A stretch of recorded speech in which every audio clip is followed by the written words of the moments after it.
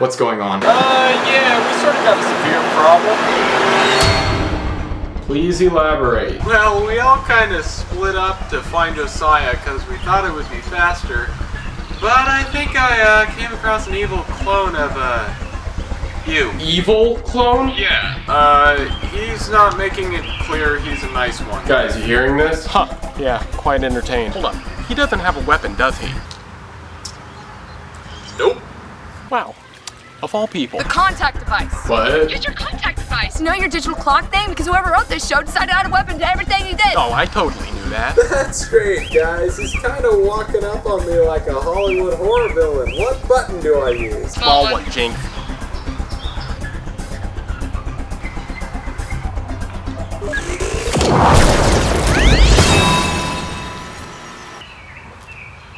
Well, that worked. Oh, well good. Yay! So we actually all have a weapon. Yeah, that means Gary doesn't have to use his kitchen knife. Wait. You all split up? Yeah. You mean to tell me that you left Gary alone? He's fine.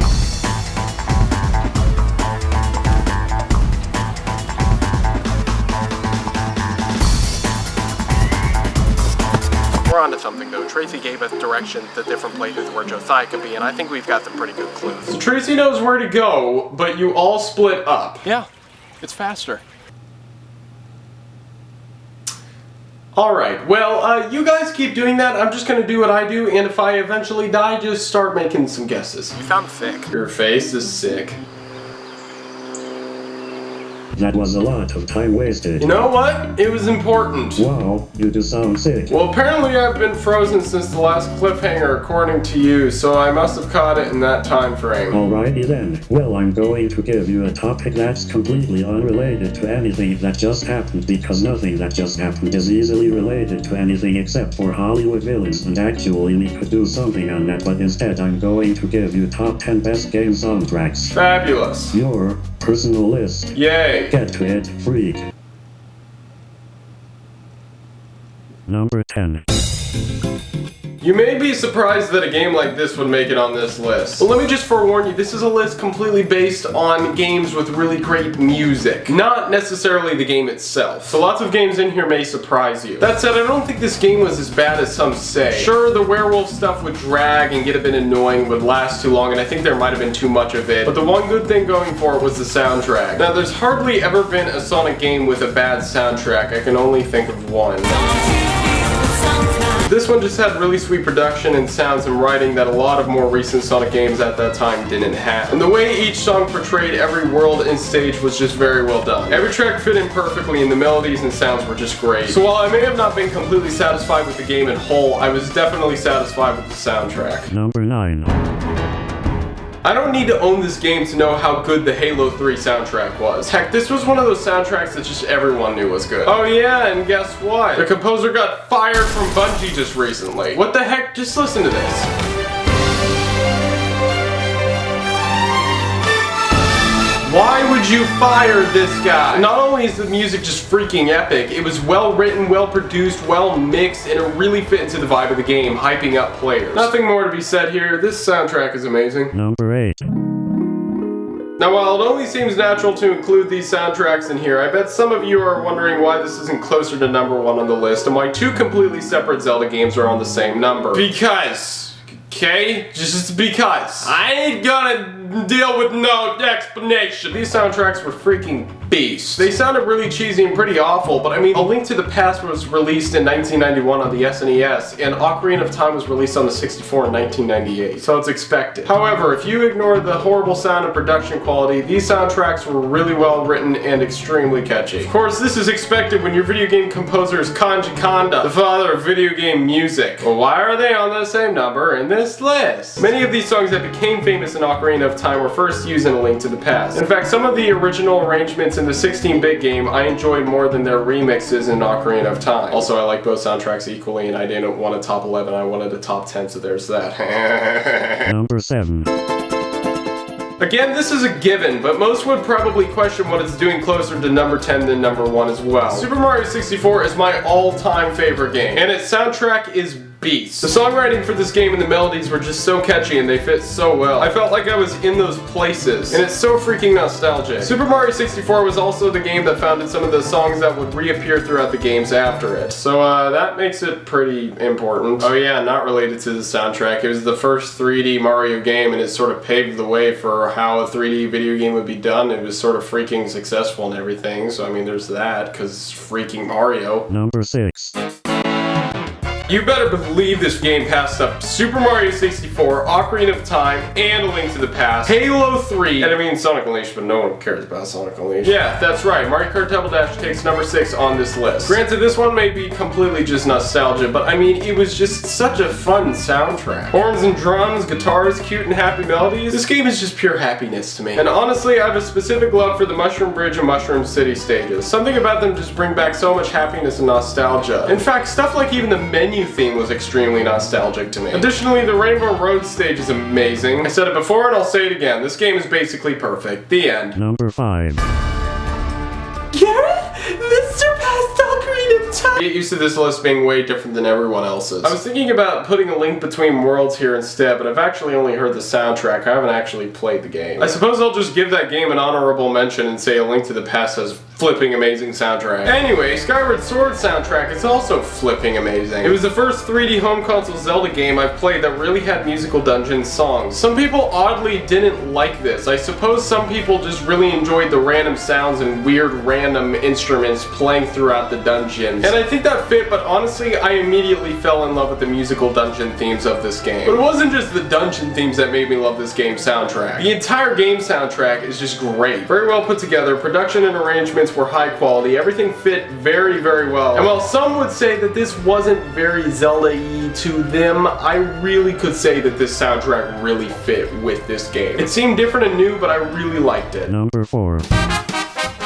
Wow, well this is really, really new. Yeah, and it's freaking amazing. Like, this is one of my new favorite Mario soundtracks of any Mario game. It's that good. And no, it's not the main theme that everyone has heard on the commercials. I already fell in love with the game when I started playing the first stage, but I wasn't immediately blown away by the music. It very much fit Mario and it was good, but it was nothing like Super Mario Galaxy or Galaxy 2 or even Super Mario Sunshine. Honorable mentions. And then suddenly, an amazing Super Mario soundtrack appears. Further on into World War I, I started hearing really great new tracks and really great remixes of older ones. The orchestral arrangements in this game, including the carnival stage in the first world, just blew me away, and how all the sound effects in the song itself worked with what part of the stage you were on and what you were doing. And it's been done before, both in Mario games and in just other games, but it never ceases to really impress me. Snowball Park, which included a remix track of the snow stages from 3D Land, was one of my personal favorites and gave it a bigger and more full feel with a real orchestra. I truly felt like I was in a winter wonderland. And while a lot of that obviously has to do with the game, the music contributed very heavily as well. And the stage and the music just made me feel like it was Christmas all over again, and I was playing in spring. These are only a few examples, but this entire soundtrack was just amazing. Plenty of really great orchestral pieces, which I really love hearing in a game, and it fits Mario so well. Number 3.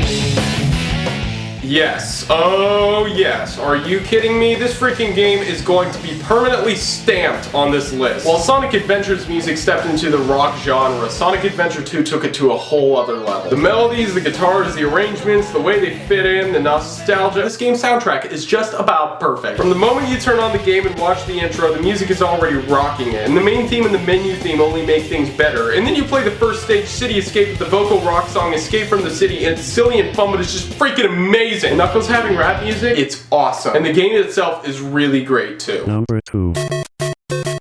Now this is a given. How on earth do you possibly make a list and not include Super Mario Bros. Original soundtrack? It's a requirement. This simple soundtrack of only a few songs still stands today as one of the most recognized soundtracks in history. The overworld or Mario theme is just about known by everyone, even if they have never played a single Mario game. It is, by fact, one of the most recognizable tunes today. If you do not know this tune, I assure you, you live under a rock. No, really, I'm not exaggerating. You probably live under a rock and you went and stole somebody's iPod. iPod. While Kaji Kondo was extremely limited to the sounds he had to work with, he managed to create arguably the most famous tune of the 20th and 21st century. The underground theme is also really well known for its simplicity yet really catchy tune, while the overworld theme was much more complex yet still easy to sing along to and remember quickly. That takes tremendous talent to create something like that. And the amazing thing is you never get sick of any of it. And this game is where it all began. And who could ever forget the jingle at the end when you claim the castle? This game would take number 1. But something changed last year. Something completely changed last year, and number 1 was taken up by a brand new game. This game will take many, if not most, if not all, by surprise. And now, after a really pointless build-up, we proceed to Number 1. Yep. This game. Believe it or not, this indie 16-bit style game made by 2 guys and released for free on the internet last year happens to have my all-time favorite video game soundtrack. And it wasn't even one that was really successful and sold millions. So why is this game my favorite soundtrack? Never before has a game soundtrack been so brilliantly written and produced for my ears for a video game. The intent of the music was to return to the old Michael Jackson late 80s and early 90s synth style while holding on to the nostalgic sound of the Sega Genesis days. And boy, did this guy nail it. Simon Fancy Last Name, the composer and visual artist for the game, may be the biggest video game music genius in history. And what's funny is hardly anyone even knows about him. Now truthfully, this game soundtrack could just simply be that it's my personal preference. The music may have just been the perfect soundtrack for me personally. The Super Mario Bros. Theme is obviously more popular and probably accepted by a larger portion of people simply just because it was a simple yet really catchy tune that I can guarantee anybody will enjoy. But to my ears, this soundtrack is absolutely perfect. The moment the game is up, the music on the menu is already mystic and adventurous, and then I'm already enjoying the music for the stage select right after that. And then comes the greatest moment of it all, and right on the tutorial stage. Now many personally thought the stage was kind of boring and unneeded, but because of the soundtrack, this stage suddenly becomes one of the most important parts of it all to me. Well, they do this with a lot of games now, and this is most certainly not the first, but watch what happens if you time it almost exactly right, and it's most likely to happen.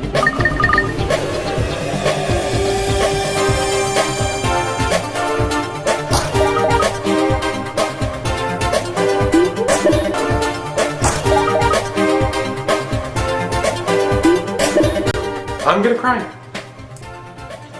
I'm gonna cry. That right there is what I call a stroke of absolute genius. Now, lots of games use that concept, but to feel that nostalgia of that synth running through your veins as you pass by the title in the 16-bit world, there is just magic and genius to it. It's so well written too, and it just fits and sounds amazing. I happened to time it almost perfectly by accident, and I just remember the feeling I got playing that part for the first time. I knew this game was automatically perfect just because of that. And that's not the only good part of the game. The game itself is really good, and the entire soundtrack is just absolutely amazing. The synths, the guitars, the beats, the feeling I get of being in the future yet being in the past and just feeling that nostalgia. It's so good! It's the greatest soundtrack that has ever been created, and not many people even know about it, except for those who love music and have a passion for the beautiful era of 16-bit. So there you have it, my top 10 favorite video game soundtracks. That was way too long. You can hush! I'm just going to go ahead and make this ending super anticlimactic by just ending it here. Go right ahead, I'm sick anyway.